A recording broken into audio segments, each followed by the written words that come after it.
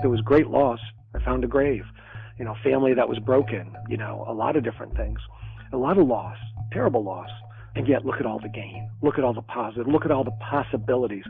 And when we connect, and my brothers and my sister and I have all connected on this, when we connect, whatever the loss and the gains are, we get to navigate them together. And we get to grow together.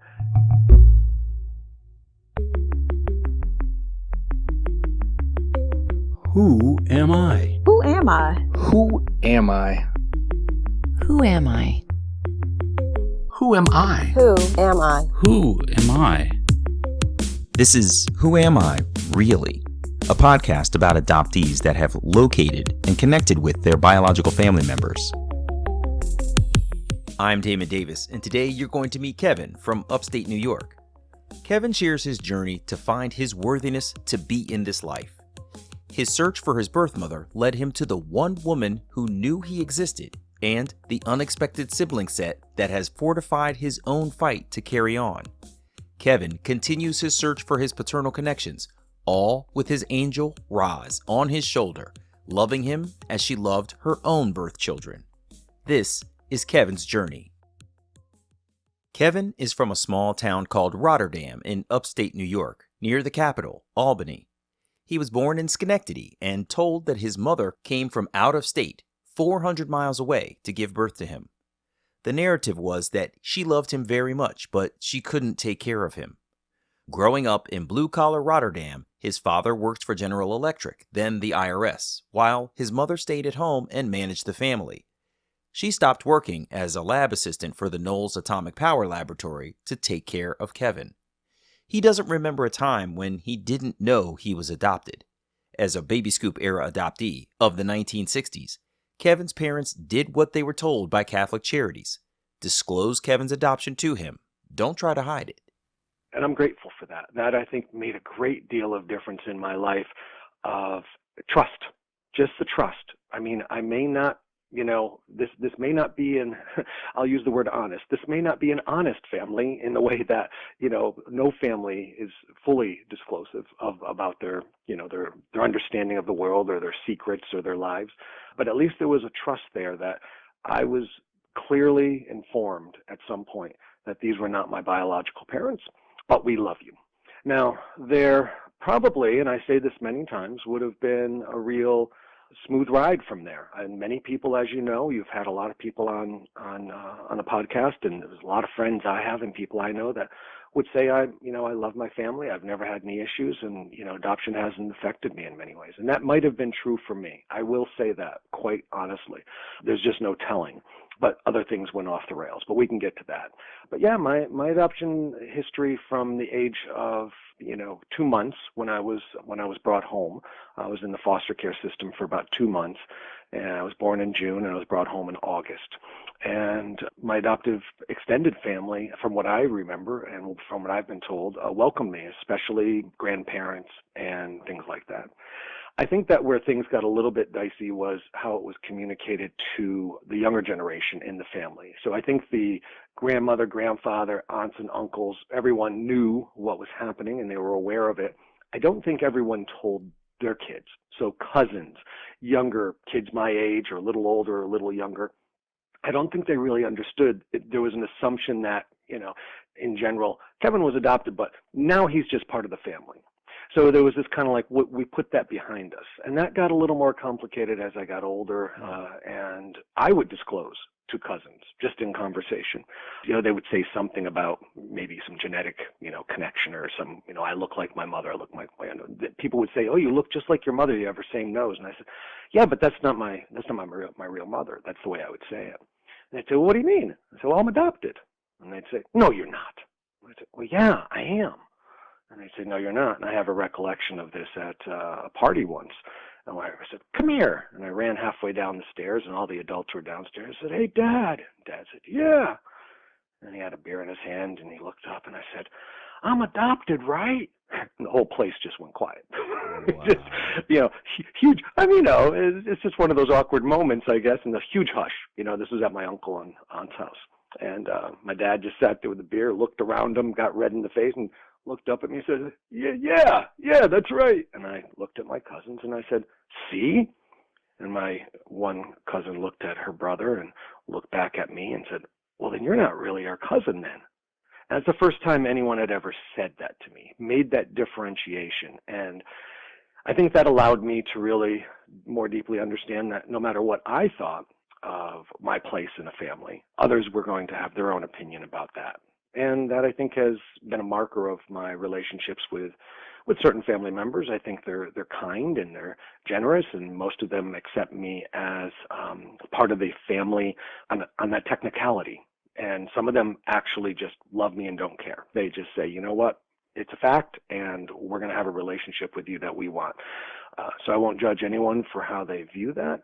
I think that threw me a bit, and that made for different relationships as I was growing up. But that's really the basis. Was that a sobering moment for you, Kevin, when someone says to you, "Oh, then you're not really our cousin"? Were you like, "Hey, whoa, I wasn't expecting that"? It made me bury it a bit. And that's one thing I talk about, not so often, but when people do ask me, as you are now, the reaction I had, you're right, that's a good word, is sobering. I also think it highlighted that sense of, while I want to be honest, I am a son and these are my parents. I think there's a sense of, I don't want to be cash register honest here. I don't want to disclose that unless it comes out, because it will be a topic and it will be uncomfortable for me. I think it was the beginning, those moments were the beginning of me starting to realize that there was, there's real and then there's magic.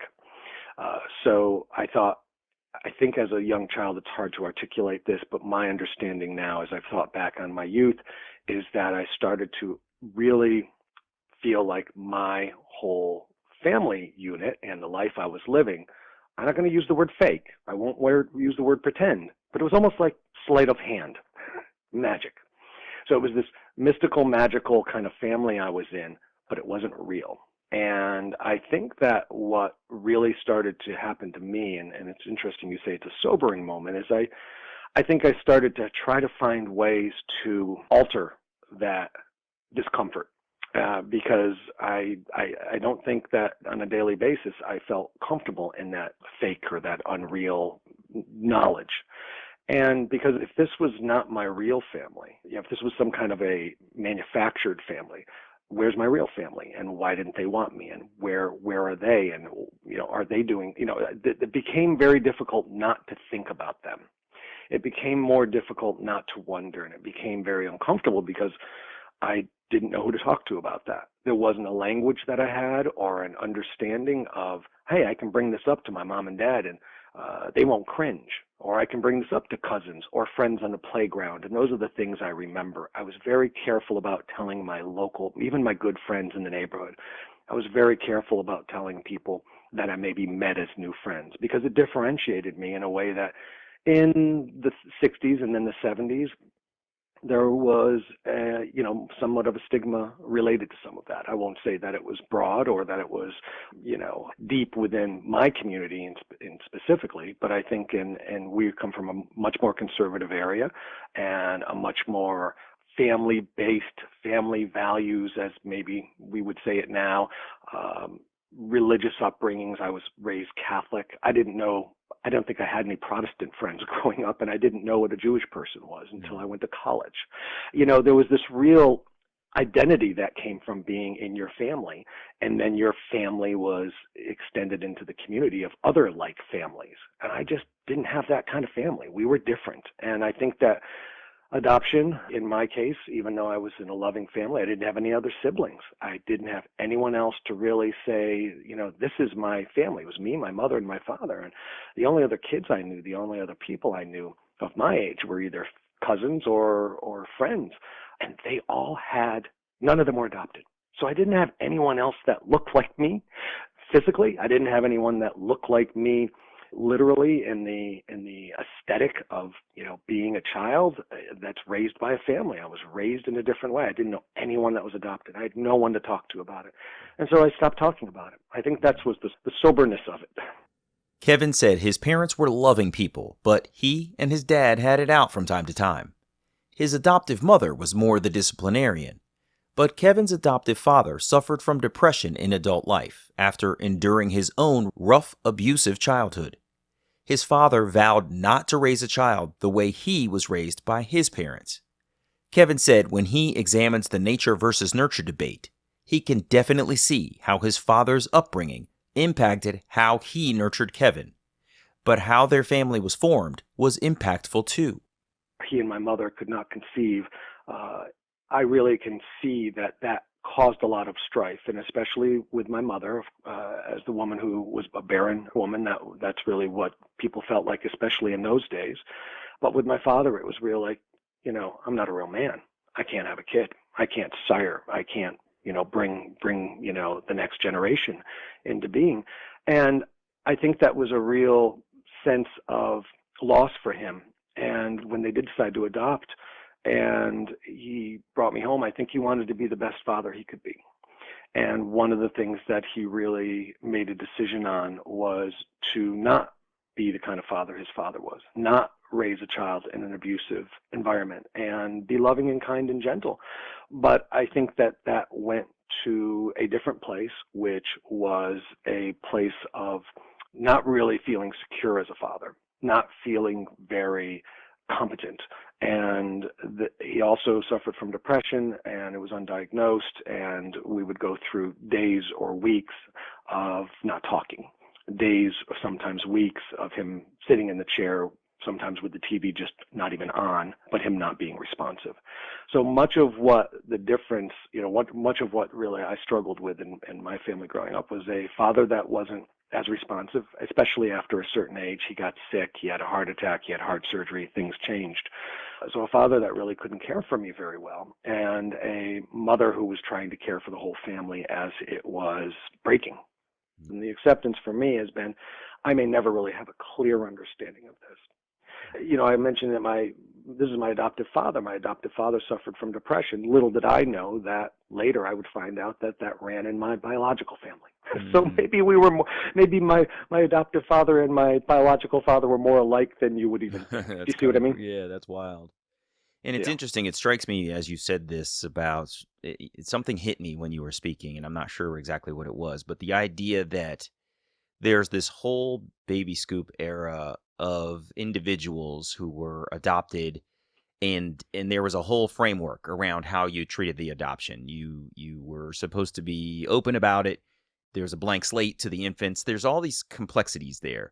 And interesting, you fast forward now to folks that are, in your and my age group, and you've got all of these platforms for adopted people to open up and speak out about the love and challenges that came from adoption. And it's almost, this isn't the right expression, but it feels like it was a big experiment where finally the results are coming out, if that makes sense. It's like when NASA sends something out into space, but it's going to take 20 years for it to reach its destination. And then you start to get the data about that distant planet, right?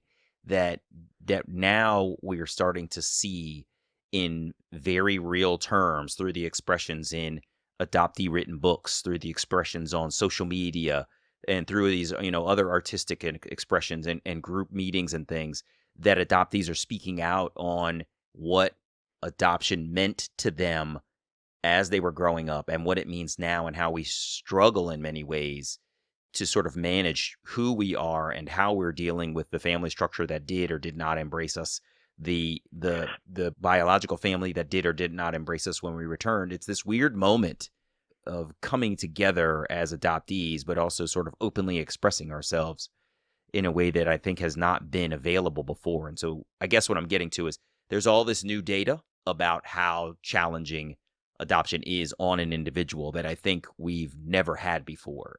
That's really accurate. And a lot of times we're looking at the data, but we're looking at it from a lens or an angle. And I think that's important. You're right. In a very solid way, a lot of it was trial and error, right? Because that's what experiments are. You're trying things. And all that trial and error, some of it, as we know, very well intended. Some organizations were very cognizant that, these are children, these are babies, these are humans, and these are parents, and it's going to affect everyone. But they were trying different things. They were trying to understand. Now, I know there are some organizations, as we've read in American Baby and some other books that will talk about some of the organizations that weren't really having good experiments. But I'm just going to say that my adoptive mother and father, I don't think they saw what they were doing as they were experimenting. I think they were really trying their best to work at developing the best understanding they could with the information they had at that time of whether what they were doing was quote unquote right or wrong, whether it was good or bad, whether it was pure and from love, or whether it was evil and from some self-centered need. They worked through a lot of that with the tools they had. And a lot of us are in denial, even if the data is staring us in the face and we do know that adoption, not just the word adoption, not just the institution of adoption, but the act of a child and mother being separated does have some ramifications. It does have some echo effect. And it's more than just a ripple in a pond, right? These are genetic changes, really chemical alterations that can happen with a lot of us. And understanding those from the beginning and accepting them and having more of a willingness to maybe not experiment in that way again. So to really accept there are some danger zones here. There are some things that we can do that are going to affect people in a negative way, and we have to be very careful about what we do. There are people that won't read my book because they're friends of mine and they're people that know me, but one of them is an adoptive mother who I really respect a lot, and she's not ready to read this kind of information. Yeah. Another is a gay couple who wanted to adopt and struggled with adopting, and they haven't been able to pull it off yet. They haven't been able to make it happen yet. And so I think that there's two things. We do experiment. We do try things, and some things become more clear to us over time. But the other thing is, are people willing to actually listen to us? Like, it's wonderful we're doing this podcast. Who's listening? Are the people that really could use this information and maybe open their minds to it a little bit, are they the ones that are listening? And how great would that be? I'm not saying how do we get to them? How do we infiltrate? How do we make it possible? But wouldn't it be wonderful if we could listen to each other a little bit more? And I think you're right. The big part of the puzzle is the actual adoptees themselves. We haven't spoken out for many years, and it's becoming much more clear because of the work you're doing and many Haley's doing and many other people that this is becoming a whole new set of data. So let me ask you now, tell me about when or what prompted you, when you wanted to search, and what prompted you to search? What catalyzed your desire to reach out and try to find your biological family? It's a very meaningful story to me. I will say that, throughout my life, I had suffered and struggled with a lot of different things. And I thought when I was young, I think it did become much more obvious to me that I didn't feel I belonged. I was molested when I was 9, and that was really rough. And drugs and alcohol entered my life when I was 11. And throughout the years until I was about 23, my life really crashed and burned. And it was a pretty hard existence. High school dropout and a lot of different things that we read about and don't sometimes want to read about. When I got clean and sober, when I started to face some of the addiction issues, and then later when I faced the child sexual abuse and those pieces of my life, that just, I'll be honest, it put the idea of adoption on a back burner. I mean, I had enough, pardon the expression, but I had enough of a mess to clean up without having to look at that. But also, as I got my life in order and as I started to, physically feel like I was on this planet, and then mentally and emotionally, and then even spiritually really started to come into my own, I started to feel better, for goodness sakes. I mean, there was more joy, and even with my adoptive family, I started to really find a different place, a place that maybe I remembered from when I was really little, when everything was just okay. And I started not to try to galvanize myself around that family unit, but I started to at least reintroduce myself into my family, because when all that damage is done through all those years of, just really mental health issues and substance abuse issues and life issues, the broken family isn't easy to reintroduce yourself to. It's just not. But over the years, I was able to do that. And yet, I can, those are really two good words for me. And yet, something was missing. Something was off. And over the years, I have several moments when people would really say to me, aha, because they had maybe some insight. You're adopted, aren't you? Or do you have any brothers or sisters? I'd say, no, I'm adopted. And they say, oh. And I'd say, what do you mean, oh? And we would talk about it a little bit. But I wasn't really ready. When Kevin's life was back on track, he worked at the Fashion Institute of Technology for a woman named Roz Peer. They never really talked about adoption while they worked. They just had a good working relationship. When Kevin's time at the Institute drew to a close, he was leaving to work for another university when Roz approached him and she wanted to talk. Kevin was concerned with the seriousness of her approach, fearing she had learned some less than complimentary part of his past. Well, she was a birth mother who had relinquished her twins, and she had searched for them and found them. So that conversation is quite involved. She disclosed to me she was in a lot of pain because the reunion was not going well. They were not receptive, especially her son Noah. Her daughter was a little bit more receptive, and Noah, who was her son, Noah's wife, was a little more receptive to allowing her to at least get pictures of the grandchildren and things like that. But she was really hurting because of that. And in the moment that we were together, unbeknownst to either one of us, she became, for the moment, like a surrogate, like a real surrogate mother for me. And I became really almost like Noah. And I was able to express to her how I think, I thought around how I felt in the moment about my biological mother, which was I loved her. And I was saying that to her, I think, in place of Noah. And she was able to look at me and, help me to understand the world that she traversed. And most likely, she said, how many mothers who relinquish their children really have to navigate life and how painful it is to them. But she was clear to me. She said, we love you and we think about you all the time. And words like that I had not heard before. No one had ever spoken to me. And of course, my adoptive family couldn't speak to me that way. They didn't have that knowledge. They would just say things that were kind, such as, your mother was a nice person and, she loved you. And they would say things like, your mother loved you so much, but she couldn't take care of you, so she loved you so much that she relinquished you, which of course set me up for a real negative, which is, well, but you love me, so are you going to relinquish me? There's that real sense of, somebody loves you, they're going to let you go. But Roz wasn't saying that to me. She was saying, yeah, even though we relinquished you, we never stopped loving you, and it broke us in two. And she asked me if I had ever searched, and I said, well, I'd thought about it. I had looked for the non-identifiable information, and I had put my name in a registry but gotten no response. And she said, if you ever want to search, I'd be glad to help you. And she goes, there's no rush on this. And she was right. There was no rush. She said something that was really important, and other search angels talked to me about it along the lines when I was searching. They said, part of the important part of the search is for you to get ready to find. And, sometimes I think it's almost a danger zone these days because Facebook makes it so easy to find people, and there's a lot of easier ways to find people, but sometimes that's so fast you're almost not ready. Mm-hmm. You trip over it. I'm still discovering biological family members now, and gosh, it can happen so fast that you can really trip over it, and you have to be really supported by people in the community, in the adoption community, and in the adoption constellation community. I mean, it's really important for me to have a real community around me as I'm doing this. And I just had Roz, but that's how it started. And I decided when I came upstate that it just kept popping around in my head. And the new job I had was at a college in Saratoga, New York.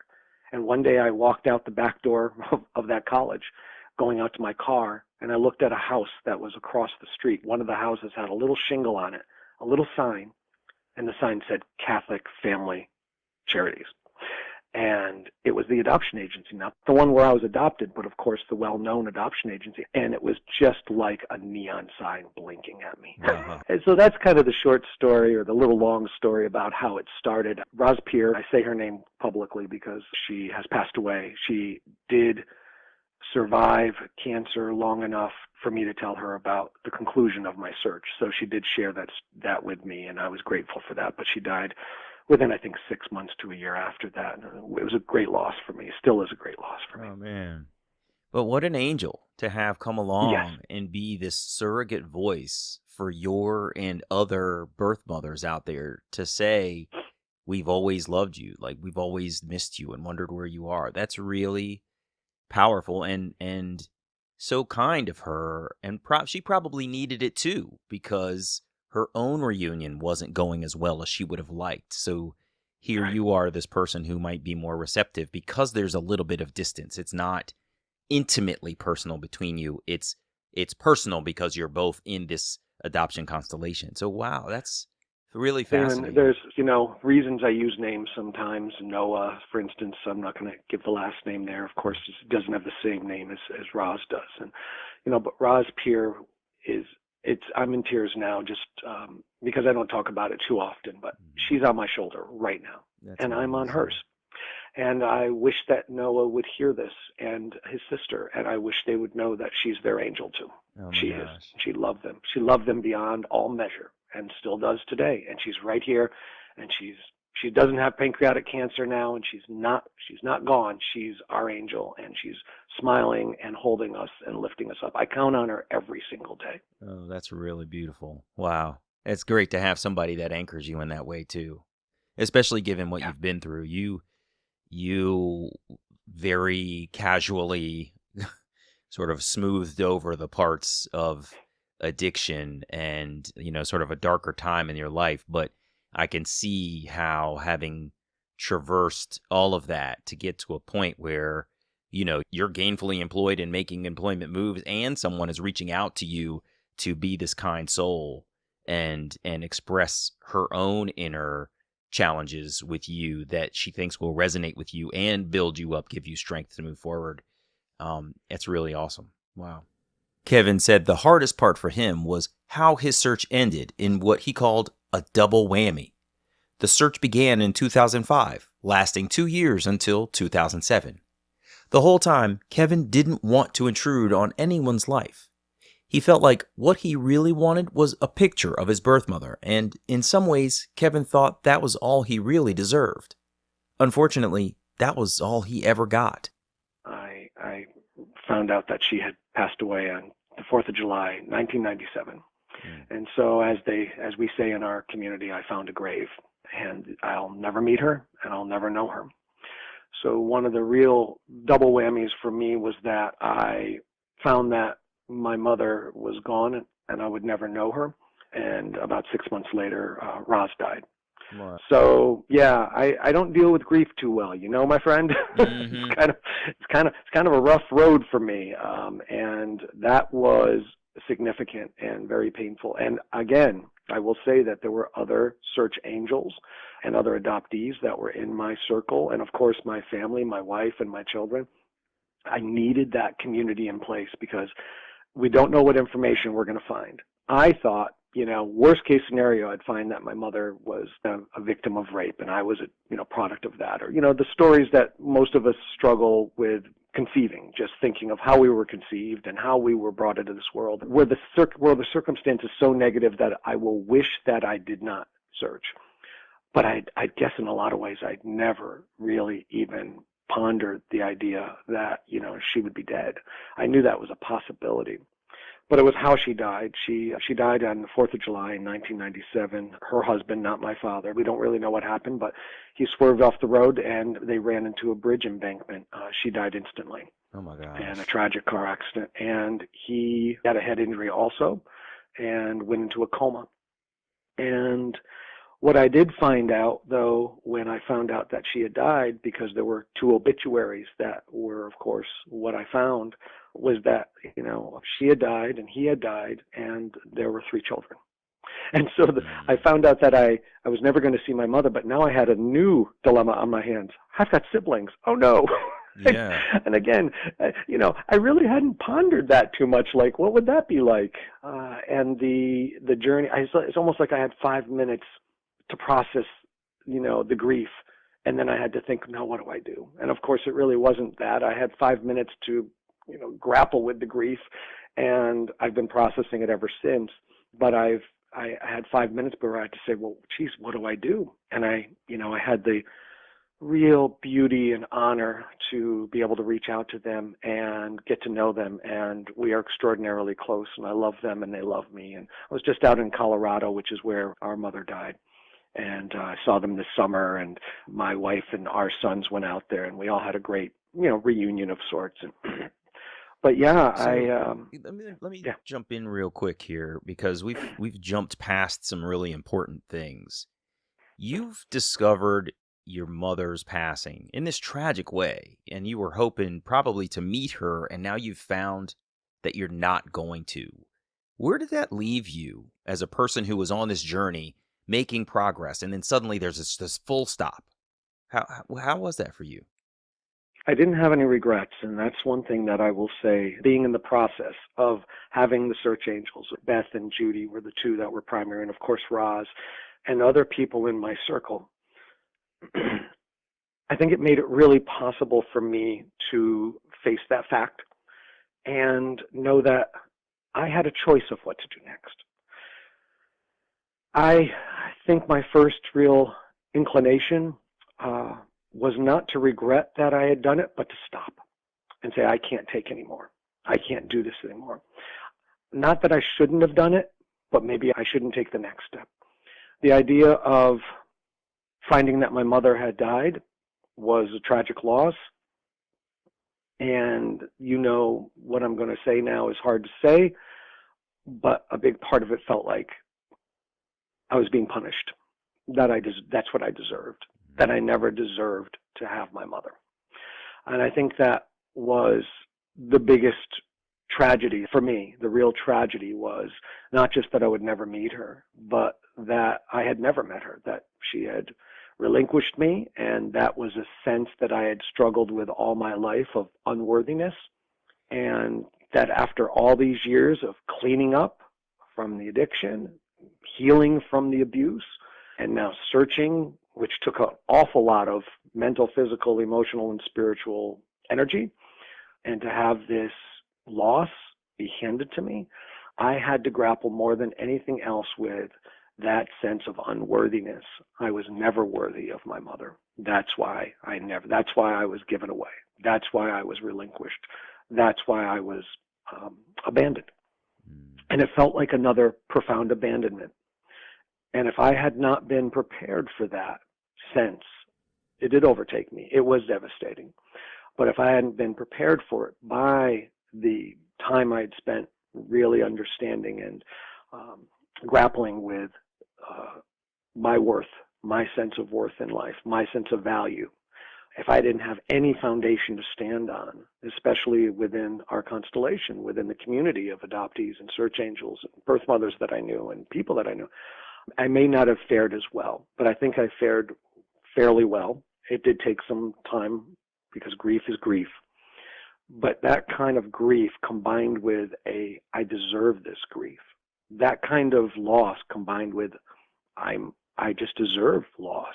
I have no value as is anyway.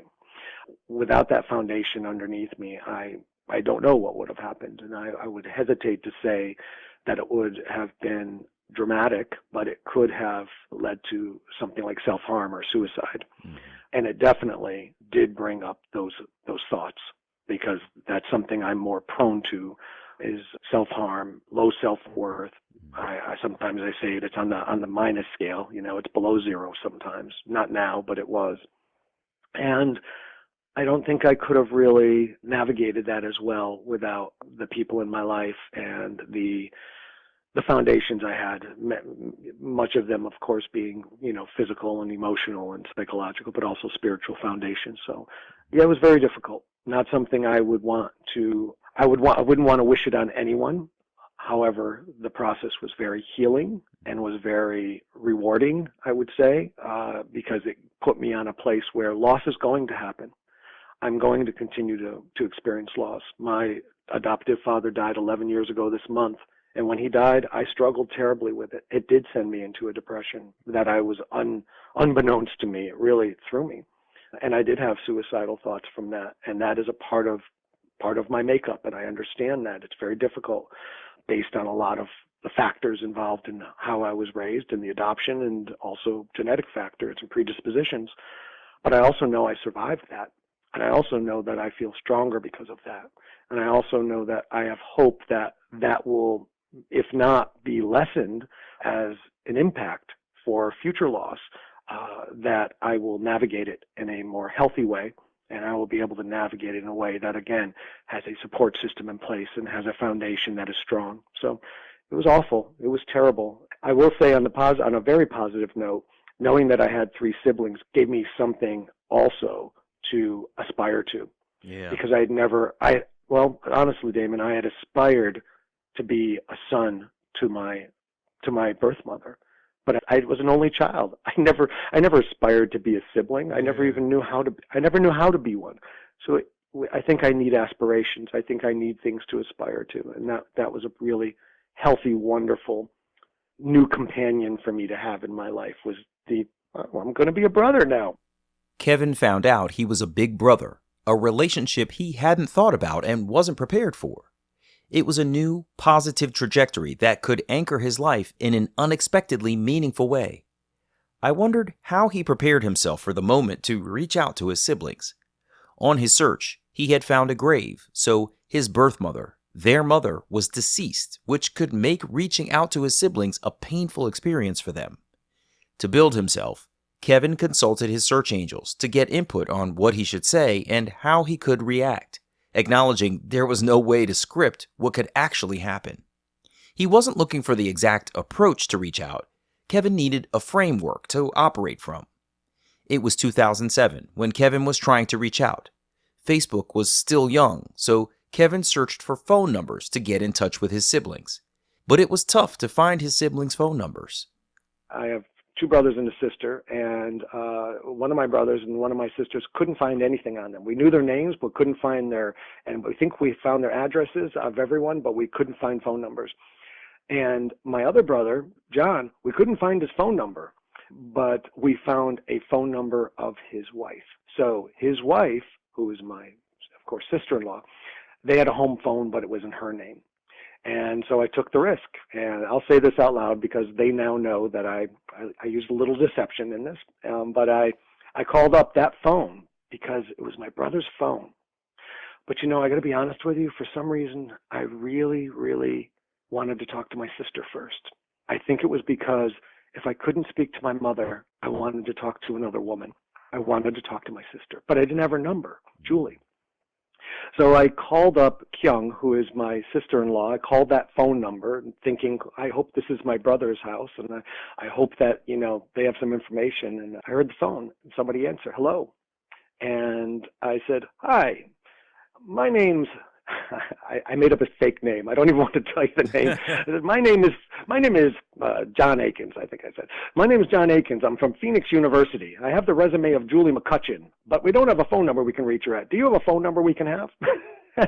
I basically lied to my sister-in-law to try to get my sister's phone number. And, of course, she was so surprised by the call that she said, oh, Julie? Yeah, I have her cell phone. Is that okay? So I got my sister's cell phone. Oh, my gosh. I know. Saying that publicly feels almost silly. I don't feel ashamed of it, but I do feel silly. But it's hilarious, too, that you sort of took on this, salesman approach of fast talking and surprise, it's kind of comical. I mean, It is. I honestly had the script in front of me, and I said, okay, just do this. Well, that's how I got my baptismal. I had called the Catholic Church where I was baptized, and they gave me my name, which is Stephen Michael Wagasback. That's how I found. So, we have some of these tricks of the trade that we do just, to try to get information. But this one was a cute one because, unfortunately, I felt like I needed to be sneaky about it. Maybe I didn't. Maybe I could have been forthright, but again, I didn't want to talk to anybody but my sister. There was something that told me to talk to my sister. Now I'm going to tell you why, Damon. So I got the phone number, and I finally got the courage up to make the call. And it took a couple times to get her to stay on the phone, but finally she said, yeah, well, what's this about? And I said, I have a couple questions before you, but before I ask you, are you driving? And she said, yeah, I'm driving. And I said, well, you might want to pull over to the side of the road. And she said, oh my God, did somebody die? And I said, no one died. I said, but this is a family matter. She said, really? And I said, yes. And she said, okay. So she pulled over.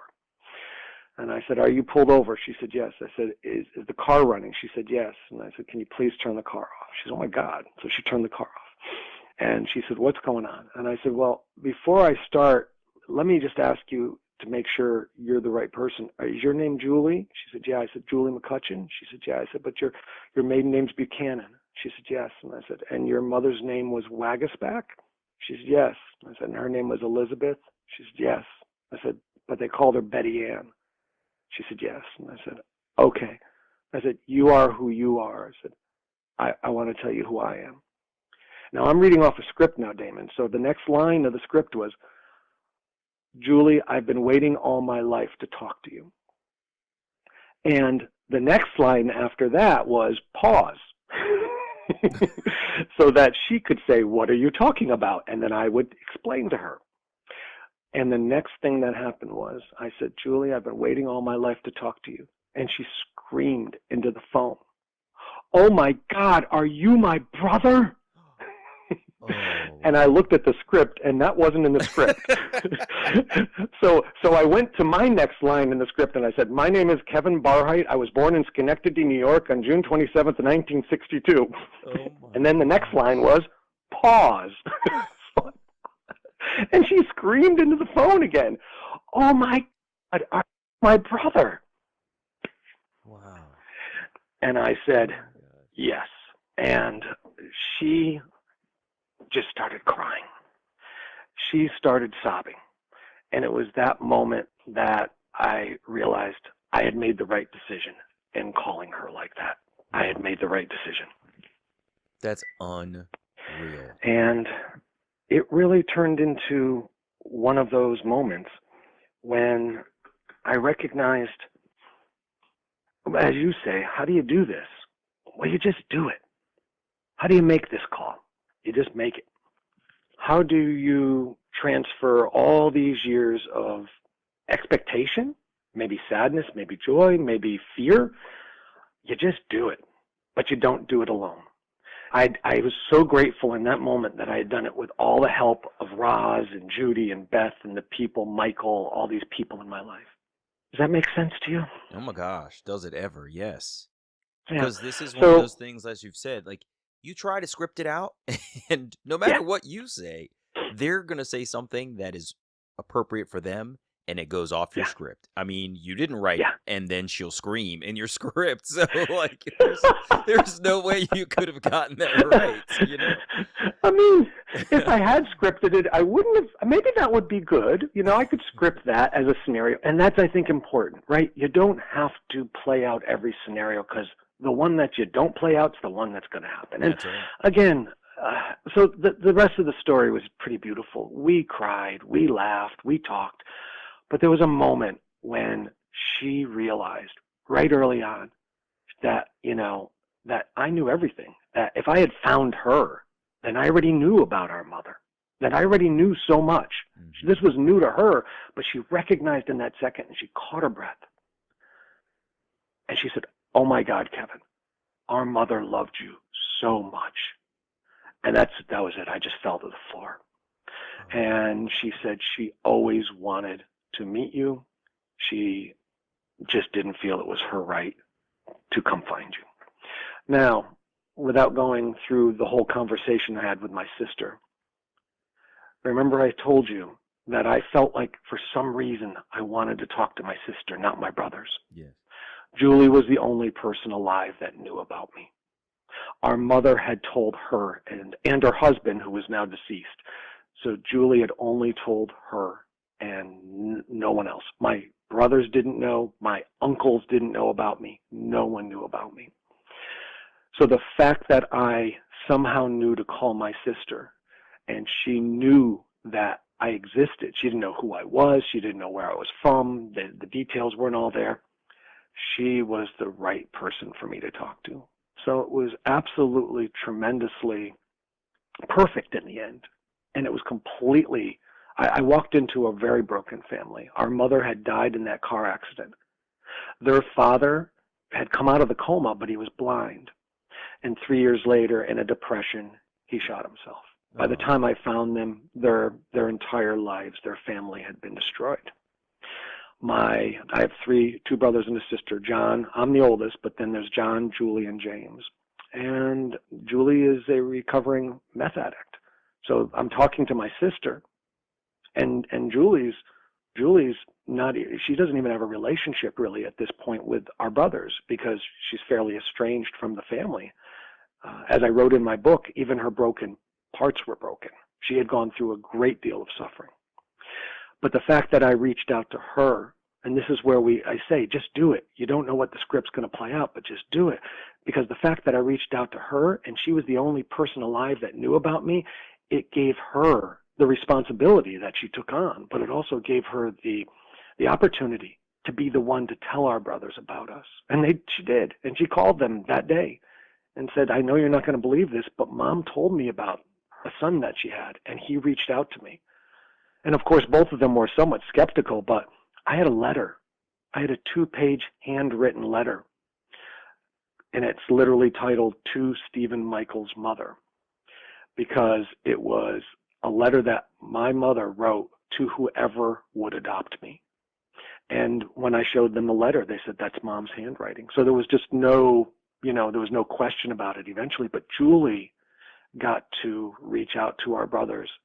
And I will say that I'll never forget, after I talked to Julie, I talked to my Uncle Bob. That was really fun. And then, because he's a hoot. And then the next day, Julie had arranged where I could talk to both James and John. And I remember at the end of they were both 2-hour conversations. And at the end of each conversation, I said, I don't know where this is going to go next, but I hope that we can get to know each other more. And both of them were open to that. But I remember John said, Kevin, you have to understand, our family was just getting smaller and smaller. He said, we didn't think it was going to get bigger. And then he said these words to me. He said, Kevin, we not only got a brother, we got our sister back too. Oh, man. I know. Again, we're talking about this like I couldn't write the script. I couldn't plan for this. Damon, I had no idea. My search, my reaching out to them would be a catalyst for healing, a catalyst for them healing, for all of us healing. I don't want to use the word how rewarding that is. That seems almost like trite to say that was rewarding for me, but how unbelievably fulfilling that was for me. For a guy that spent most of his life really questioning whether he had worth or value and finding, that's the moment. That's one of the, I guess, many moments now when I've been able to say, oh, that's why I'm here. That's why I was born. That's why I exist. And I get to have that now. I get to have that understanding in a very spiritual sense, in a very, mystical sense, if you want, but in a very real sense that, I have purpose and I'm determined to stay here, to be a part of this world, to have conversations like this. I didn't know I was going to share some of these moments with you today. I really didn't. But they are so meaningful to other people that I'm not going to keep them to myself, for goodness sakes. I don't want to do that anymore. Because there were many people who didn't keep their moments to themselves. They shared them with me, one-on-one, holding hands, sometimes crying, many times laughing. And they're the ones that gave me the courage to search or not search, to make the choice, but to do it because I was more grounded in who I was and what was right for me and what was healthy for me, rather than making fear-based choices. Yeah. I wanted to make healthy choices for myself. Yeah. My gosh. I mean, you probably thought I was just quiet because I was listening so intently. I was quiet because my jaw was wide open. I mean, you have just said so many amazing things about finding your siblings, both for yourself and for them. The fact that, right. Someone said that their family was just getting smaller and your return reversed that trend. That is unbelievable. And the fact that your mother had only told her daughter about you, such that your sense that you wanted to speak with her was then validated because she was the only one that knew you. I mean, There's so much in there. It's really unbelievable. Wow. Well, and I'm going to disclose something, but I don't know my paternal side, or I haven't known, because my mother had died, so I really had no idea. And I searched on and off, but that's a lot to ask, right? To continue that search process, and it's been very difficult. But through Ancestry.com and 23andMe and a lot of research that I've done, and some of it's been haphazard, but trying to move forward, I believe I'm getting closer. I believe I've narrowed it down. And I think that my biological father is quite likely deceased, unfortunately, so another grave.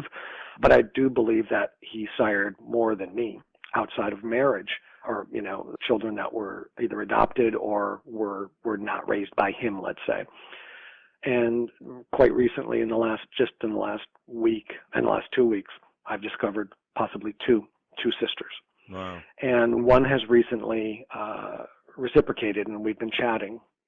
I won't give any names here. I don't want to, I want to be very, very protective of people's identity there and the life there. But the important thing is that recently she did tell me something that was, her sense of kind of like fear about this. And I won't disclose all the details because it doesn't feel right to do that. But it is about that kind of sense of how this will change my life, and how it will change, not my life, but her life, and how it will change her life for the other people in her life. And it was really important for me to go, yeah, I understand. Boy, oh boy, do I understand. Because with these changes, and you know it, I've just described it in so many different ways, comes a lot of loss sometimes. This knowledge can bring loss. Yes. It can also bring great joy and an additional, I guess, meaning is the best way I would put it.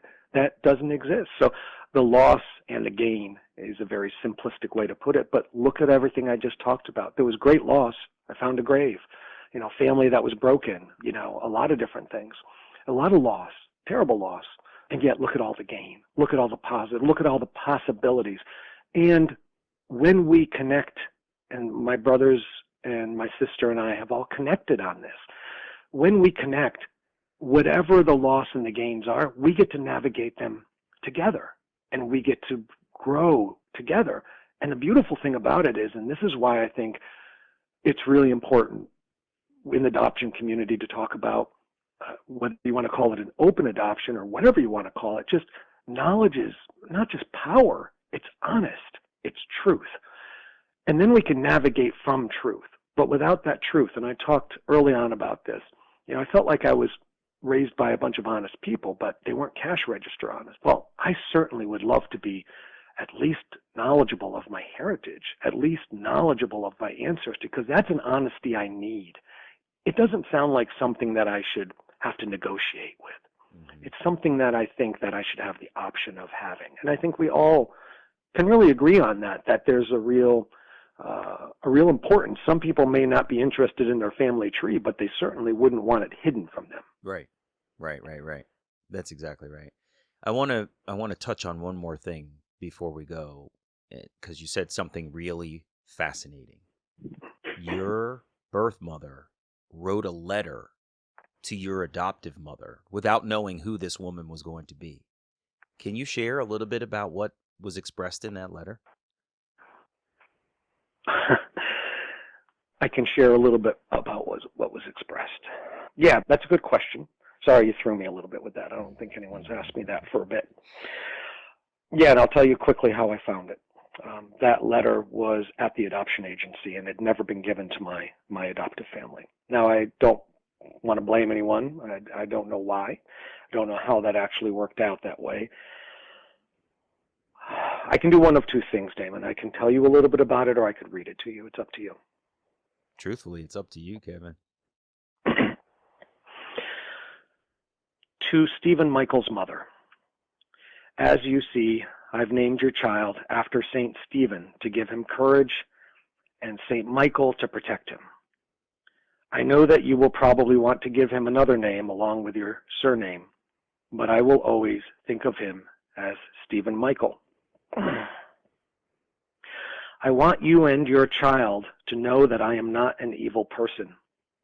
I did something very wrong, but I have and will continue to pay for it. I know that a great deal of good has come from my having Stephen, for I know that he will bring a great deal of happiness into your home. You will note that I do not refer to him as being my child. God has created him in my body, but you will make him into the kind of man that God wants him to be. Therefore, you are his mother more than I have been. You are accepting a great task for which you will receive my eternal gratitude and prayers. I have loved your child very deeply through these past 9 months, and it hurts me very deeply to give him up. But I know that you will love him as much as I do, and that you will be able to give him a normal and happy life. He will always have my love and my prayers as he has had in these past months. I will pray also for you and your husband that you will be able to raise your son in the light of God's graces. May God shed an abundance of his graces on both you and your husband forever. Thank you. And it was unsigned. And as you know, I read that, and I never do that, first time ever, aloud. And, boy, it would have been nice if that was a letter to me. But it is the closest statement that I've ever come from hearing my mother say, I love you. Yeah. And it was fairly devastating to me, because I thought it was a letter to me. Because I won't disclose, it's a long story, but the way I found out about it was through a locked door while someone was on the phone. I heard them reference a letter. And unfortunately, they weren't going to give me that letter, and they told me, it's not to you. And I said, what do you mean it's not to me? And they said, it's a letter to your adoptive mother. And so luckily I was immediately able to go to my mother, my adoptive mother, and say, Mom, there's a letter. Did you get it? No. And I believe her. Either she never got it, or they never, it got put in a file somewhere. But I said, here, I'd already typed up a letter, for her to notarize. And I said, sign that, notarize it, send it off. And they did send the copy of the letter, and I have the physical copy of it. But that's what the letter says. And what it means to me, of course, it's helpful, I would say, in a way that I at least got to hear her words, the only time ever. And I love the written word, so it's important for me to have those written words, I wouldn't use the word parse, but for me to mull over or to meditate on, and to take it as an understanding that Roz was right. Roz was right. She loved me dearly, and she thought about me every single day. That's really incredible. I don't know how you made it through reading that, because I was only listening and I didn't make it through. I've been wiping my eyes ever since you started. So, wow. Well, I think it's important. I make it through these things, because I think that for me, I've healed at a level that was unpredictable at times, but also has been beyond my wildest dreams. And so while this does hurt, or at least bring up emotions, it's not the PTSD kind of emotions. It's not this sense of I'm still, falling on the floor in pain over this. I am, of course, reading my mother's words. I'm also recognizing as I'm reading them that someone who might be listening to this might also have that feel like an arrow just being shot through their heart. And I wanted to read it out loud, if possible today, because of the value it may have for us in community. Not because I wanted to be self-disclosive, not because I thought it would be good, an emotional, trite thing to do. Yeah. I think that the more we share these things when we're ready and the best we can, the more we grow. And that strength that's the foundation that I want to build my future on. That's amazing, Kevin. I really appreciate you taking time today to sort of open up yourself, your heart, your family story, and to read your birth mother's words. That was really special. And it's special that you even have them, that you accidentally heard that they exist and were able to officially request them and actually got it. I mean, there's so much that has gone right in certain areas of your journey. I know that there were some very dark places, but you sound like you have reached a much more positive place than ever before, and I'm just so grateful that you're here to tell the story, man. Thank you so much for taking time. I appreciate it. Thank you. It's very kind of you. I appreciate that. Thanks for your time. Yeah, take care, Kevin. All the best to you, okay? Okay. Be in touch. Take care. All right, man. Bye-bye. Hey, it's me. Kevin experienced an adoptee life where he felt unsettled and unworthy of his life. His feelings were exasperated when he found a grave instead of a relationship with his birth mother. But the notion that he felt an urge inside him to speak with his sister, Julie, and she was the only one alive that knew he existed is unbelievable. But also remarkable is how broken his maternal family had become after so much loss, and that Kevin's return could help expand the family, reconnect the siblings, and ground Kevin's own strength to decide he wants to be here and forge ahead with his own life. I just kind of shake my head in disbelief and happiness for their family to have found one another. And of course, I wish Kevin luck in his journey to make connections to his paternal family. I'm Damon Davis, and I hope you found something in Kevin's journey that inspired you, validated your feelings about wanting to search, or motivated you to have the strength along your journey to learn. Who am I, really?